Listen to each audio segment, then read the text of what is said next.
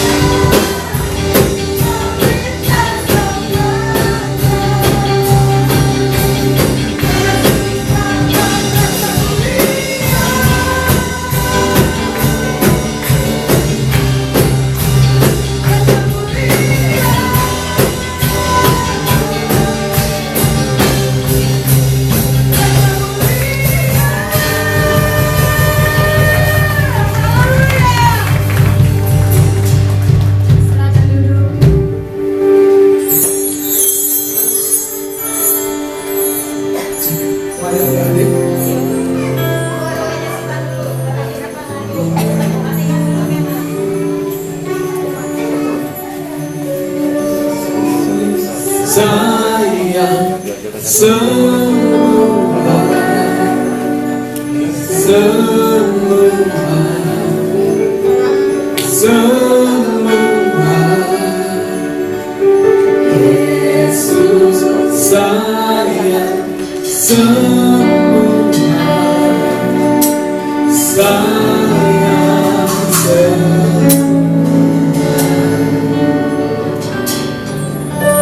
sayang Papa, sayang Mama, sayang Kakak, sayang adik, sayang kamu, dan sayang semua. Kita berdoa. Tuhan, saat ini aku buka hatiku, masuklah Engkau menjadi juru selamatku. Tolonglah kehidupanku supaya aku berkenan di hadapan Tuhan. Berikan kami telinga untuk mendengar firman-Mu dan kekuatan Roh Kudus untuk melakukan firman-Mu. Hidupku diberkati Tuhan saat ini sampai selama-lamanya, dalam nama Tuhan Yesus. Haleluya, haleluya, amin.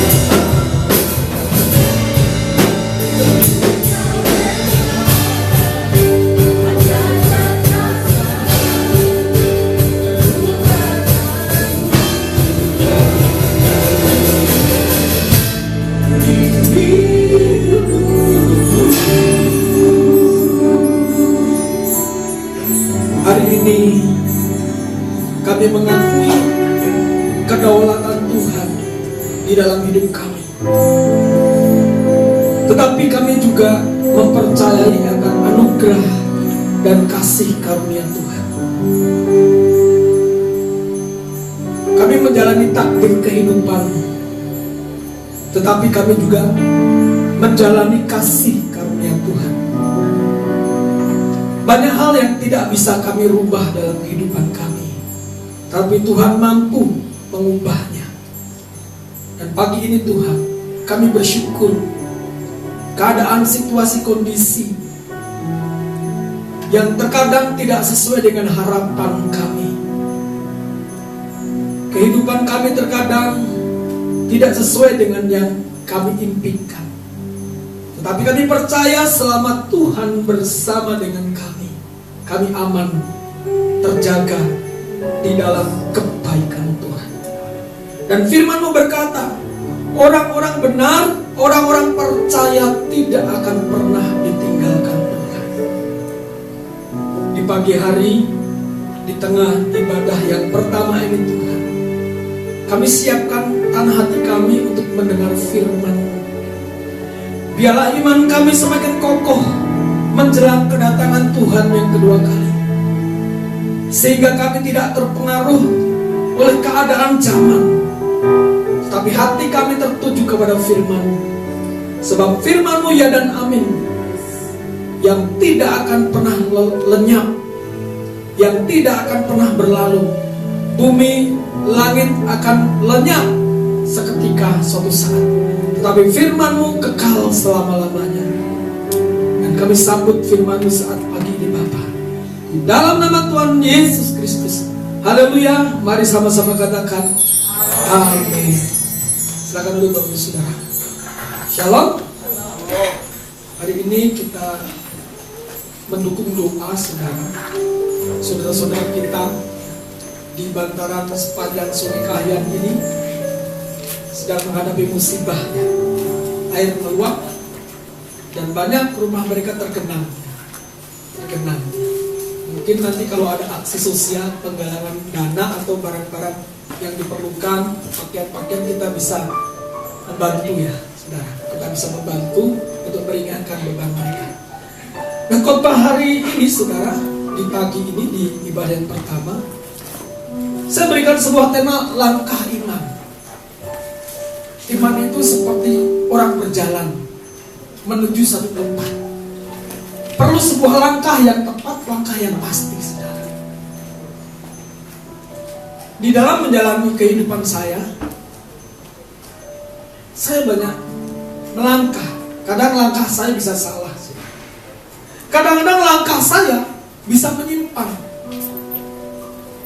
Tetapi ketika saya mulai mengenal Tuhan, langkah saya mulai lurus, mulai semakin baik.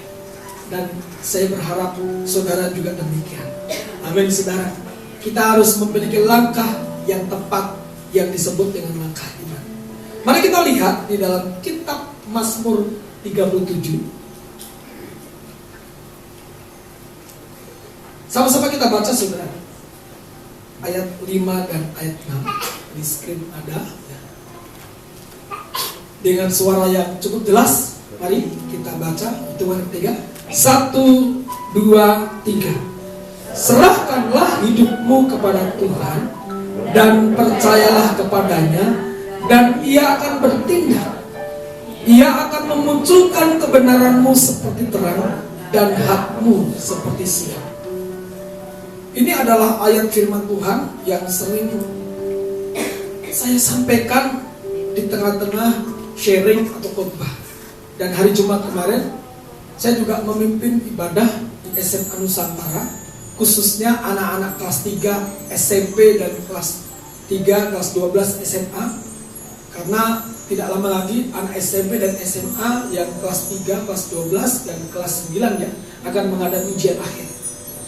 Dan saya berkata, ini bukan cuma berbicara tentang ujian akhir, tetapi ini berbicara tentang kehidupan kita di masa yang akan datang. Karena apa? Banyak anak-anak muda sudah ragu-ragu. Banyak anak-anak muda sudah tidak percaya diri lagi. ketika ditanya waktu SD dan SMP, nah, kalau kamu besar, kamu pengen jadi apa? Cita-citamu apa? Saya tanya mereka, saya mau jadi pilot. Masih yakinkah kamu kalau kamu akan jadi pilot? Enggak. Nah, terus ada lagi, waktu kecil kamu mau jadi apa, nak? Saya mau jadi dokter, kata saya waktu masih kecil. Sekarang kamu yakin bisa jadi dokter dengan keadaan keluargamu, dengan keadaan orang tuamu? Digeleng-geleng. Ada yang yakin ketika saya tanya, kamu mau jadi apa? Jadi guru. Kamu yakin? Yakin. Puji Tuhan kalau kamu masih yakin. Nah, kebanyakan anak-anak muda dan kebanyakan kita, saudara, waktu kecil kita begitu mudah, dengan yakin kita berkata, saya mau jadi dokter, saya mau jadi polisi, saya mau jadi polwan, saya mau jadi pilot. Ada yang berkata, saya mau jadi bupati. Tapi begitu dia mulai besar, mulai dewasa, impian-impian itu dirampas oleh iblis, saudara.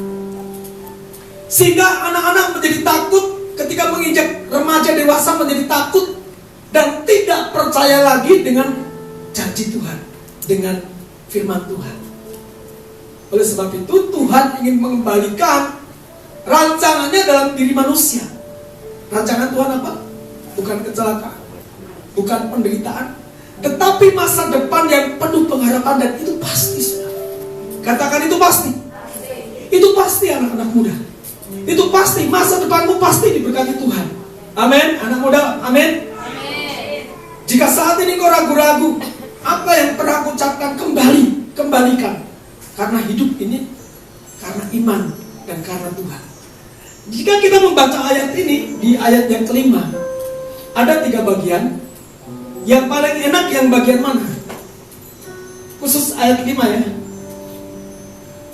Serahkan hidupmu, percaya kepada Tuhan, atau Ia akan bertindak.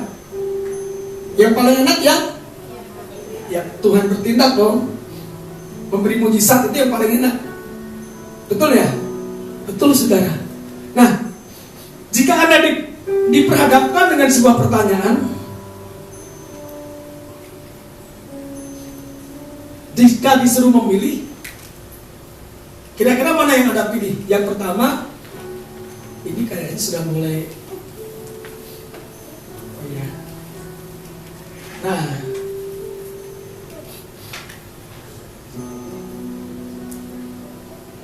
oh di situ. Oh.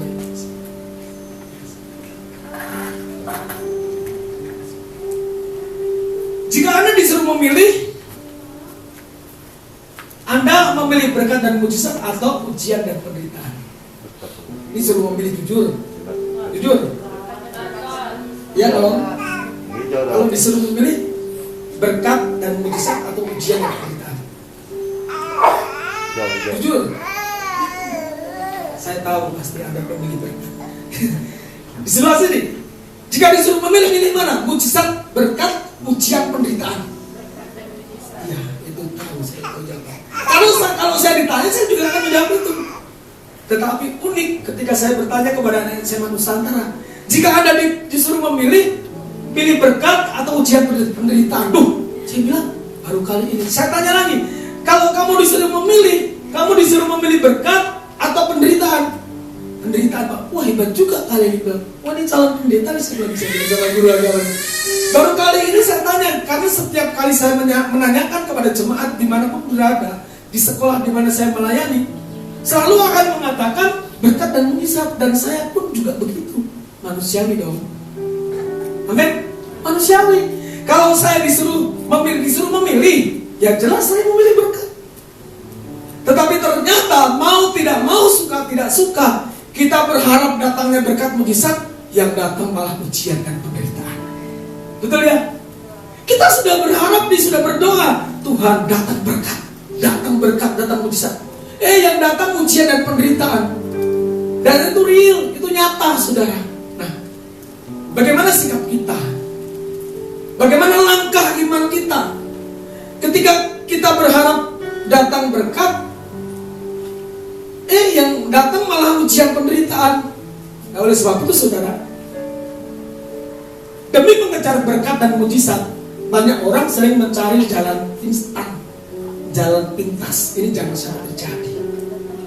Yang namanya mujizat dan berkat itu pasti akan datang tepat pada waktunya. Amin. Yang pertama, jangan cari jalan pintas. Contohnya, demi mengejar sebuah berkat, mengubah nota pembayaran. Itu jalan pintas, ya. Nota pembayaran tertulis 10 juta ditambah jadi 15 juta untuk mengklaim, untuk reimburse. Nggak boleh. Korupsi nggak boleh. Demi mengejar nilai, anak muda rela nyontek. Itu jalan pintas, padahal belum tentu kalau hasil nilainya bagus karena nyontek, nanti juga hasilnya juga bagus juga, berikutnya belum tentu, saudara. Jadi yang pertama, jangan mencari jalan pintas atau instan. Ingat. Yang kedua, jangan mengejar pertolongan dari manusia. Saudara, kalau berharap pertolongan dari manusia, nanti suatu saat bisa kecewa. Karena sehebat apapun pengharapan kepada manusia, suatu saat dia tidak akan bisa menolong saudara. Karena manusia, semua manusia punya kepentingan, punya kebutuhan sendiri. Kalau terus-menerus kita harapkan untuk menolong kita, maka dia akan berhenti menolong saudara. Bahkan berharap pertolongan orang tua, yo kan wajar Pak, saya meminta pertolongan orang tua. Itu tetap manusia. Terus saya minta tolong kepada siapa? Kepada Tuhan. Biar Tuhan menggerakkan orang tua. Betul? Biar Tuhan menggerakkan orang-orang di sekitar kita. Memang tidak mudah, tetapi bukan berarti tidak bisa. Amin. Tidak mudah memang, tetapi bukan berarti tidak bisa. Karena yang namanya mujizat itu kapanpun bisa terjadi. Karena bagi Tuhan tidak ada yang mustahil. Listi kan gak pernah menyangka bisa pergi ke Cina, ya? Betul ya? Mau ke Bali kan saya sudah, ya. Tapi mau ke Bali lagi. Hampir di seluruh pulau Indonesia kan saya sudah masuk, ya. Saya bisa pergi pelayanan ke Medan, saya pergi pelayanan ke Bali, bisa keliling-keliling. Bukan karena saya punya uang, tetapi bagi Tuhan tidak ada yang mustahil. Siapa tahu sebentar lagi saya bisa pergi ke luar negeri. Tiba-tiba saya kasih kabar saudara, saya minta maaf, saya lagi ke Korea, misalkan gitu ya. Tidak ada yang mustahil kan? Nah, yang ketiga, demi mengejar berkat dan mujizat, jangan menempuh jalan yang sesat. Pergi ke orang pintar, pergi ke dukun. Hindarkan itu. Tolong bukakan Ulangan 8 ayat 10 sampai 12. Ya, Ulangan 18 ya, sorry. Ulangan 18 ayat 10 sampai 12. Ini hindari Bapak Saudara. Anak-anak muda hindari. Jika ada om, tante, tambi, gue, yuk pergi minta tolong kesini kesitu, tapi sebaiknya hindari. Ini mendatangkan kutuk. Di antaramu janganlah didapati seorang pun yang mempersembahkan anaknya laki-laki atau anaknya perempuan sebagai korban dalam api, ataupun seorang yang menjadi petenung, seorang peramal, seorang penelaah, seorang penyihir, seorang pemantera, atau seorang yang bertanya kepada arwah, atau kepada roh peramal, atau yang meminta petunjuk kepada orang-orang mati. Sebab setiap orang yang melakukan hal-hal ini adalah kekejian bagi Tuhan. Dan oleh karena kekejian inilah Tuhan Allahmu menghalau mereka dari hadapanmu. Saudara, hindari. Saudara harus betul-betul percaya kepada Tuhan. Tapi saya nggak enak Pak.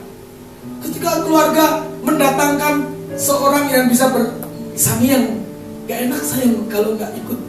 Hati-hati saudara. Ingat, itu mendatangkan kutuk.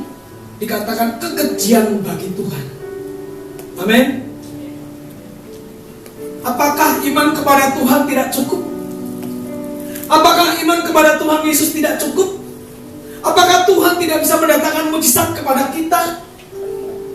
Bukankah sumber mujizat yang sejati dari surga? Amin. Untuk apa kita pergi ke peramal? Untuk apa pergi ke tukang telaah, tukang mantra, saudara? Untuk apa ke sana? Tahu mereka kalau juga menderita, mereka pergi kemana? Kalau mereka sudah terkapar di rumah sakit, gak bisa menolong. ada pendeta. Karena berapa kali kami mendoakan dukun, perutnya sudah kembang. Padahal dia suka mendukuni orang, ngobat orang. Ternyata entah bagaimana dia diserang dukun lain, gak bisa berenang, gak bisa berkutik. Datanglah kami, ada Reno, ada Bang Eka, didoakan, besok sembuh, pulang dia. Tapi gak tahu apakah dia percaya Yesus atau tidak. Nah, oleh sebab itu saudara, jangan menempuh jalan yang sesat. Lurus, fokus kepada Tuhan. Katakan amin. Nah, ada beberapa langkah iman. Perhatikan langkah-langkah iman berikut ini. Anak-anak muda, Anda akan jadi orang yang berhasil nanti. Sesuai dengan ayatnya, saudara. Yang pertama, serahkan kepada Tuhan. Apa yang perlu kita serahkan? Hidup kita. Apa yang perlu kita serahkan? Masa depan kita. Apa yang perlu kita serahkan? Keluarga kita.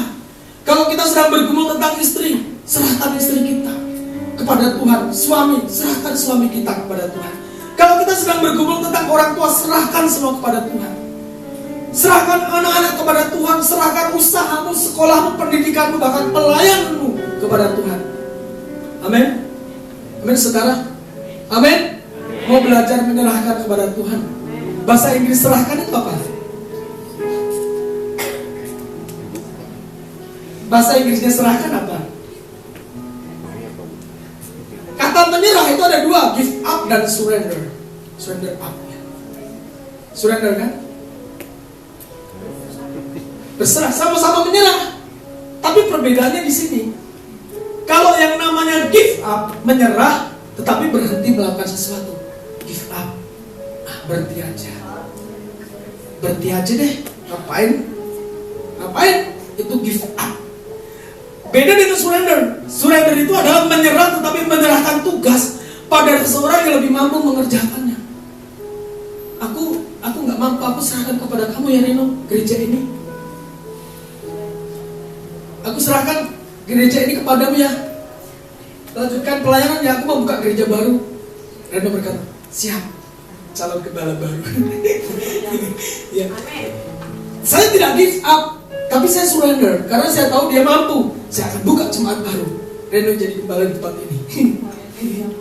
Maybe yes, maybe no. Nah, sebagai orang Kristen yang mana? Give up atau surrender? Surrender. Kita menyerah, tetapi menyerahkan tugas kepada seorang yang lebih mampu. Siapa? Tuhan. Oleh sebab itu percayalah kepada Tuhan. Serahkan hidupmu kepada Tuhan. Kita serahkan kepada Tuhan. Apa artinya menyerahkan hidup kepada Tuhan? Mengizinkan Tuhan untuk mengendalikan dan mengontrol kehidupan kita. Izinkan Tuhan. Jangan dipikir sendiri, saudara. Kalau kau punya masalah, jangan dipikir sendiri. Stres, saudara. Stres. Otak kita tidak akan mampu menampung semua masalah. Jangan sampai saraf saudara putus sedikit. Sudah begitu, ya kan? Kalau sudah putus karena masalah kayak apa? Ketawa sendiri, jalan sendiri, di jalan-jalan gak tahu apa yang dimakan, apa yang diminum, gak tahu kalau sudah sobek celananya. Ya santai aja saudara. Izinkan Tuhan untuk mengendalikan dan mengontrol kehidupannya dengan cara berdoa, mudah. Tapi bagaimana Pak? Nah, jangan tapi bagaimana. Kalau sudah menyerahkan kepada Tuhan, percaya. Karena kita percaya bahwa Tuhan itu lebih mampu mengerjakan semuanya. Jangan dipikir lagi, sudah kuserahkan kepada Tuhan. Makanya dikatakan biar Tuhan yang bertindak, karena kita sudah serahkan. Terus apa lagi? Memohon kepada Tuhan untuk membimbing hidup kita setiap hari. Oleh sebab itu orang Kristen itu mengapa harus berdoa setiap hari? Karena dengan berdoalah kita bisa meminta tuntunan Tuhan setiap hari. Dan kita meminta hikmat dalam mengambil sebuah keputusan. Ada banyak keputusan yang harus kita ambil. Kita minta hikmat Tuhan. Kita perlu berdoa. Kadang-kadang kita bisa konsultasi dengan seseorang, tetapi kita perlu berdoa bahwa bagaimanapun keputusan yang terbaik itu dari Tuhan. Memohon kekuatan ketika saudara menghadapi tantangan, minta kekuatan dari Tuhan. Jangan pergi mabuk. Amin. Jangan pulang ke rumah, pergi dari rumah gak pulang-pulang. Itu saya dulu. belum kenal Tuhan, kalau sudah marah keluar dari rumah nggak pulang-pulang. Habis kalau ketemu Bapak salah sedikit bisa dihajarnya. Saya kan belum mengerti betul tentang kehidupan yang baik seperti apa. Ya. Saya juga belum dibaptis, jadi kalau saya marah dengan Bapak, saya pergi dari rumah nggak pulang-pulang, 2 hari 3 hari nanti cari baik lagi. Dia marah lagi, saya disalah-salahkan, dipukul, pergi lagi. Itu karakter nggak baik. Tapi begitu saya sudah bertobat, mengerti kebenaran, mah itu nggak baik. Menyesal saya. Karena sewaktu Bapak saya masih hidup, saya belum bertobat. Saya sempat berkata begini, Tuhan, andai waktu itu Papa saya masih hidup dan saya sudah bertobat, saya punya karakter yang baik, Papa saya juga pasti hidupnya akan menjadi baik. Saya menyesal sebenarnya waktu itu. Tapi yang namanya penyesalan itu adalah kemudian, kalau di depan namanya pendaftaran. Betul, saudara. Baik. Orang yang menyerahkan hidupnya, dia sedang membangun keyakinan bahwa Tuhan akan menyediakan solusi yang terbaik. Amin. Dia punya keyakinan bahwa Tuhan akan memberi solusi yang terbaik, sehingga akan dapat melepaskan diri dari kekhawatiran. Musuhnya itu khawatir, saudara. Musuh kita itu yang terbesar itu khawatir, takut, dan cemas. Oleh sebab itu ketika kita menyerahkan hidup kita kepada Tuhan, saudara akan mampu mengalahkan roh ketakutan. 2 Timotius 1:7. Roh ketakutan harus diusir. Itu mempengaruhi sekali kehidupan kita. Berserah kepada Tuhan artinya mengambil keputusan dan bertindak sesuai dengan prinsip-prinsip yang diajarkan kitab suci. Ketika rencana atau keinginan kita belum tercapai, kita memilih untuk menerima kehendak Tuhan dengan hati yang tulus dan percaya bahwa Tuhan akan menyediakan, Tuhan akan menolong kita, Tuhan akan memiliki rencana yang lebih baik daripada kita. Jadi mari kita terus berserah kepada Tuhan. Saudara, kalau saudara melihat gambar ini, apa yang saudara bisa lihat?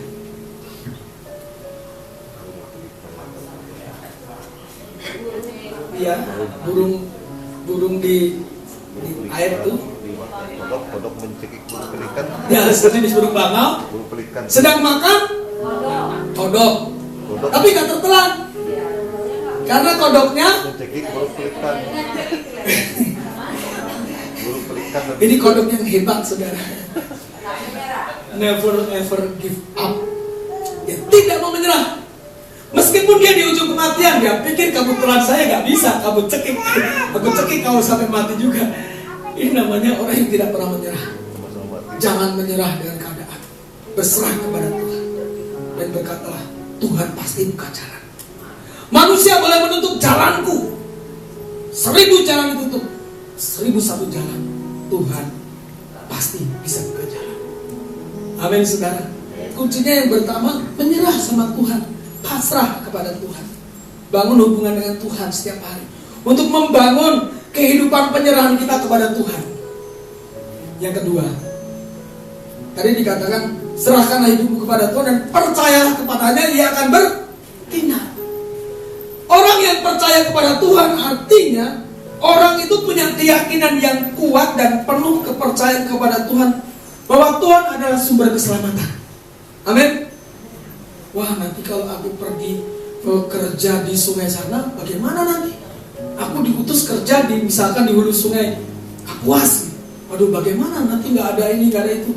Saudara, kalau saudara percaya kepada Tuhan, Tuhan sumber keselamatan. Amin. Amin. Wah, nanti kalau ada orang mengganggu saya, bagaimana? Saudara harus percaya Tuhan sumber keselamatan.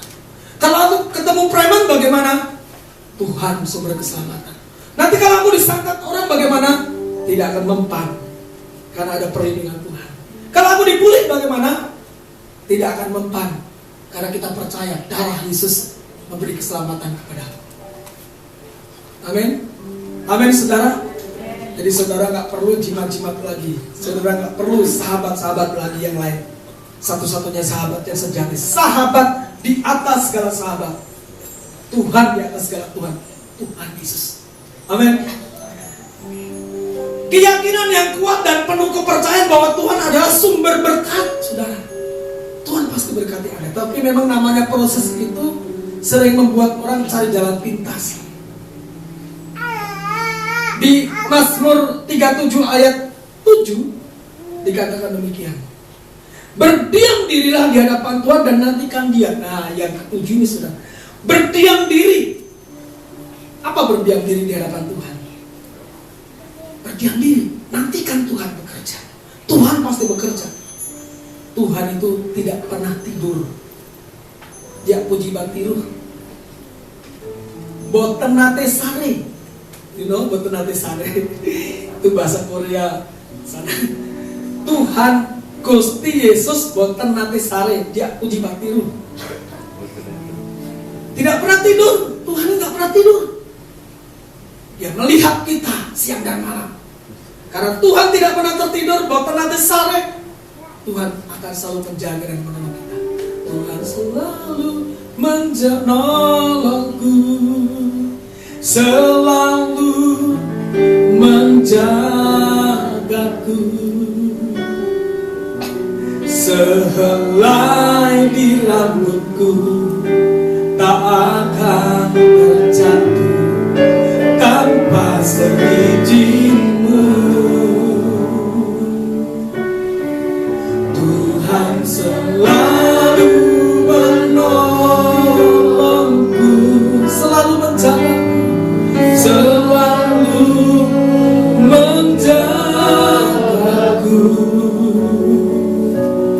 Dia mengenyangkanku dan peliharaku seumur hidup. Mungkin saat ini saudara dalam keadaan bingung, lagi kosong mungkin, lagi gak ada apa-apa di rumah, lagi minus keadaan ekonomi. Tetap percaya kepada Tuhan. Amin. Bahwa Tuhan sumber keselamatan, Tuhan sumber berkat. Saudara, kita ini anak loh saudara. Betul? Kita ini anak Tuhan. Bapak mana, ayah mana kalau melihat anaknya susah? Seburuk-buruknya ayah kita, tetap dia akan melihat kita. Dia akan biarkan anaknya. Ya saya masih ingat sih dulu, kalau di rumah makan sehari 2 kali itu biasa. Tapi tetap bapak saya tetap kasih saya makan. Walau bapak saya kalau saya nakal dipukul, dihajar. Bapak saya kan tentara, kalau marah gak tanggung-tanggung. Saya yang agak mendingan. Abang saya, kakak saya kalau dihajar pakai ikat pinggang, kopel. Nasi gak cocok, lempar piring set ke muka kakak perempuan saya. Saya agak paling kecil, saya pikir saya akan dimanja-manja. Enggak juga ternyata, saya gak dimanja. Tetapi walaupun di antara sikap bapak yang seperti itu sebagai seorang tentara yang belum mengerti tentang kasih, saya masih bisa melihat kebaikannya. Itu dia tetap peduli sama saya. Amin. Dia tetap peduli sama saya.